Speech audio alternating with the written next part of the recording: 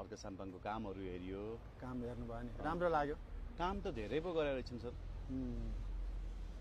अचम्मैको काम गरेर रहेछन् क्या है धरानलाई। अब भन्दाखेरि मान्छेले पत्याउँदैन, हेर्नुहोस् एक्जाजुरेट गर्यो भन्ने लाग्ला। हजुर तर बगरहरू जुन छ नि सर, त्यो बर्खे भेलले कटान गरेका बगरहरूलाई त उनले स्वर्ग पो बनाउँदो रहेछन् क्या। एउटा बगरमा बेसार कारखाना, अर्को बगरमा साबुन कारखाना, अर्को बगरमा बहुभाषिक पार्क, अर्को बगरमा यता खानेपानीको ट्याङ्की, अर्को बगरमा यता श्रम संस्कृति पार्क, यता ज्येष्ठ नागरिक पार्क, अर्को रक गार्डन। जङ्गलमा शुद्ध तरकारी लगाएर सबैले चाहिँ गाउँले तरकारी त होइन, फलफुलहरू लगाएको तर चोर्दैछन्, राम्रो राम्रो बिरुवा चोर्दैछन्, एभोकाडोको चोर्दैछन्, आँपको चोर्दैछन् होइन, अनि अमलाको र त्यो अम्बाको मात्रै बाँकी राखेका छन्। खानेपानीको पाइप त काट्ने जनता छन् त्यहाँ होइन कति। खानेपानी ल्याएको ठाउँ पनि गयो सर, मुहान 42 किलोमिटर पर। हजुर त्यो मुहानमा पनि गयौँ सर होइन, त्यस्तो ठाउँबाट मेयर भएको भोलिपल्ट गएर होइन उनले त्यहाँबाट पानी ल्याउँछु भनेर पाइप तान्न सुरु गरेर क्या। भनेपछि मेयर बन्नुभन्दा अगाडि नै उनले म बने भने यस्तो गर्छु भनेर भिजन प्लानिङ सब बनाएको रहेछन् होइन। साँच्चै देशलाई माया गर्ने, माटोलाई माया गर्ने र जनतालाई, आफ्नो क्षेत्रको जनतालाई उनले न्याय दिएका रहेछन् भन्ने चाहिँ मैले चाहिँ त्यो महसुस गरेँ।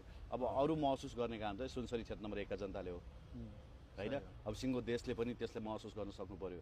अब यहाँ हर्के भन्छन्, हर्के हलदार भन्छन्, के इज मेन्टल, के is temple, Harke is mental भनेर लेखेका छन् होइन। ती मान्छेहरूले आफ्नै भविष्यमाथि धिक्कार गरिरहेका छन्, आफ्नै भविष्यको ट्रोल बनाइरहेछन् कि।